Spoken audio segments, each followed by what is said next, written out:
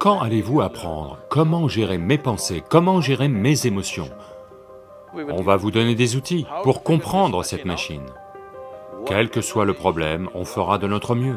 Mais celui-ci ne devrait pas être le problème.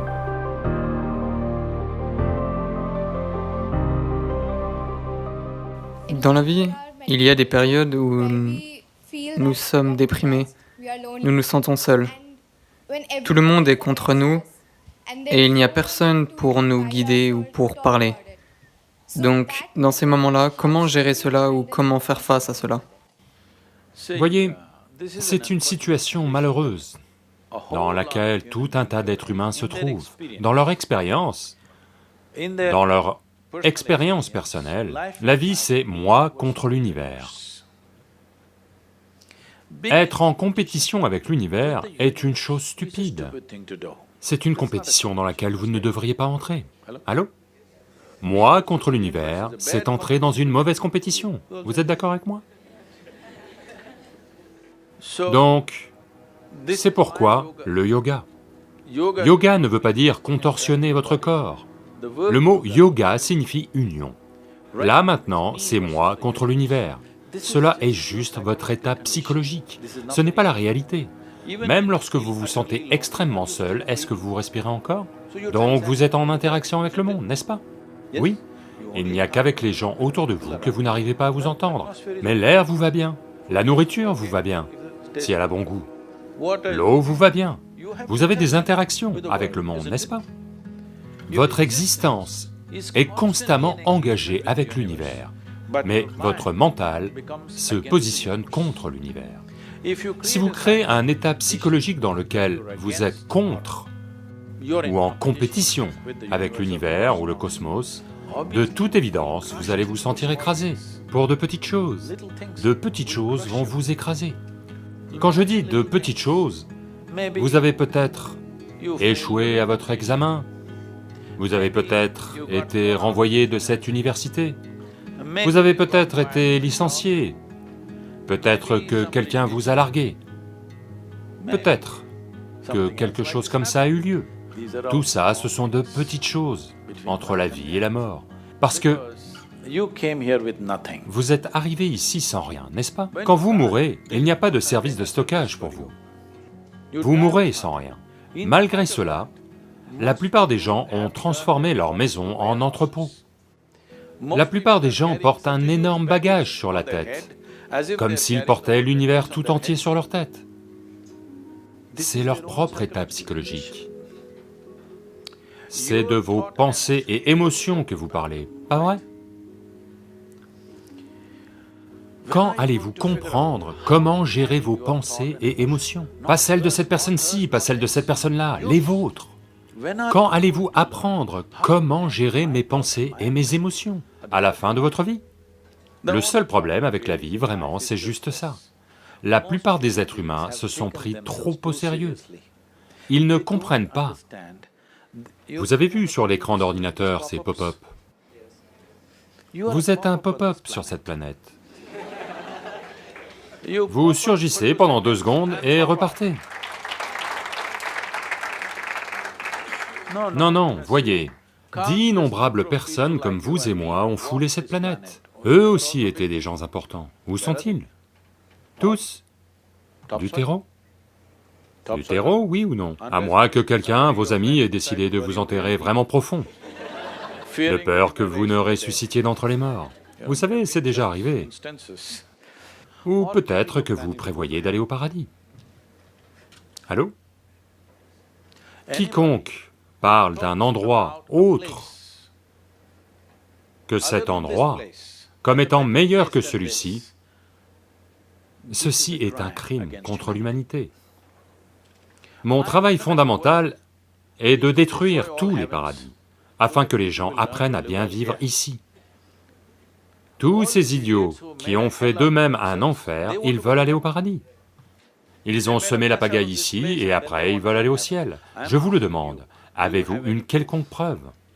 Avez-vous une preuve que vous n'êtes pas déjà au paradis et en train de tout gâcher? Avez-vous une quelconque preuve? Vous êtes déjà au paradis, en train de tout gâcher. Oui, simplement parce que vous n'apprenez même pas à gérer vos facultés de base, vos pensées et vos émotions, n'est-ce pas? Votre seule justification, c'est que tout le monde est comme ça. C'est comme ça dans les maisons de fous. C'est comme ça dans une maison de fous. Seul le médecin a l'air fou. Donc quand allez-vous gérer cela? Lentement? À 60 ans? Je vous pose la question. Quand allez-vous apprendre comment gérer mes pensées, comment gérer mes émotions, comment gérer mon corps, comment gérer ma chimie? Quand allez-vous apprendre cela? À la fin de votre vie?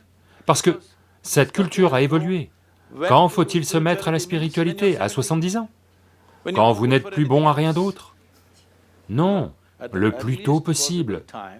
Ce qu'il y a de plus profond chez vous, pas aux cieux, dans cette vie, tout ce que vous devez savoir, vous devez le savoir au plus tôt, n'est-ce pas? Alors seulement, vous allez vivre une vie sensée. Ça va si je vous raconte une blague? Vous ne serez pas offensé? Parce que c'est l'assemblée la plus sérieuse que j'ai jamais vue ces dernières années. Combien d'entre vous sont dans le journalisme? La plupart d'entre eux. Ok.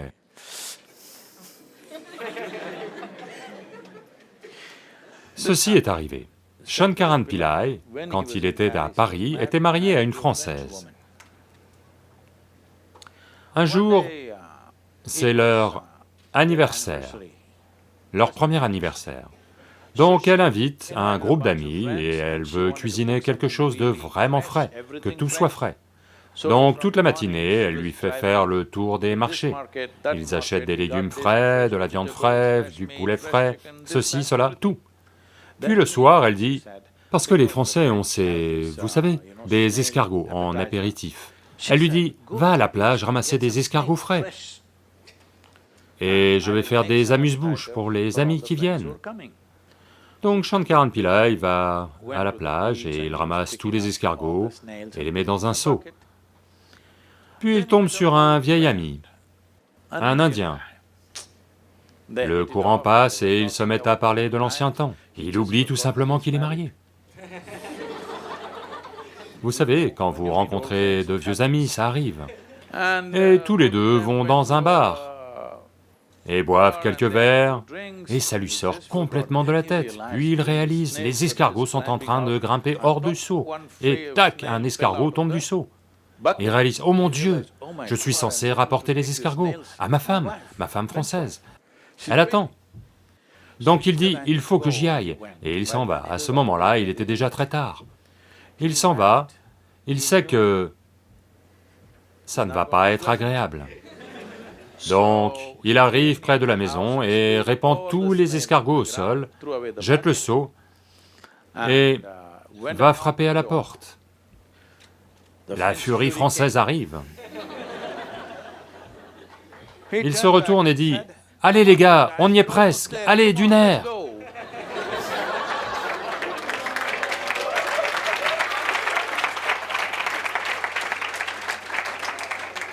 Donc, quand allez-vous ramasser vos escargots, les mettre dans les seaux et les régler?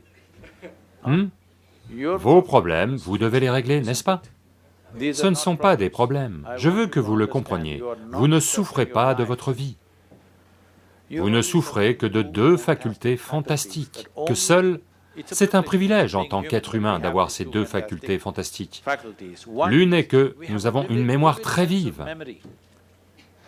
C'est grâce à cette mémoire que notre vie est si riche, plus que celle de toute autre créature, et nous avons une imagination fantastique. Maintenant, voilà ce dont vous souffrez. Ce qui a eu lieu il y a 10 ans, vous pouvez encore en souffrir. Pourquoi? Est-ce la vie ou la mémoire qui vous fait souffrir? Allô? La mémoire. Ce qui pourrait avoir lieu après-demain, vous en souffrez déjà.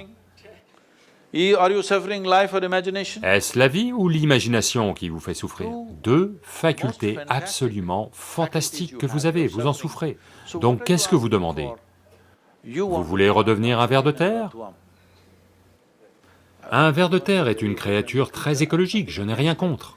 Mais il a fallu des millions d'années d'évolution pour vous obtenir un cerveau de cette taille. Et maintenant, vous en souffrez. Si on vous enlève la moitié de votre cerveau, bien sûr vous serez assis ici sans aucune anxiété, sans aucune souffrance, en paix. Ce qu'il faut, c'est vous retirer votre cerveau, parce que vous souffrez de votre propre intelligence, oui ou non? Parce que on vous a donné une machine très complexe, vous n'avez même pas pris la peine de lire le mode d'emploi, vous voulez juste faire n'importe quoi. Non, les jeunes, il est temps que vous compreniez certaines choses sur vous-même. Si vous ne savez pas comment faire, on va vous donner des outils pour comprendre cette machine, parce que dans votre vie, de nombreux problèmes vont apparaître. Si plus les problèmes se présentent, ça veut dire que vous vivez une vie plus active. Rien ne se présente veut dire que vous ne vivez pas. Oui, beaucoup de problèmes tous les jours. J'ai un maximum de problèmes en cours dans ma vie, au quotidien. Parce que tellement d'activités dans le monde, des activités dans le monde entier, rien qu'avec des volontaires, d'accord? Volontaire veut dire que personne n'est qualifié pour le poste, et vous ne pouvez pas les renvoyer pour inefficacité. Et ils vous aiment, que faire?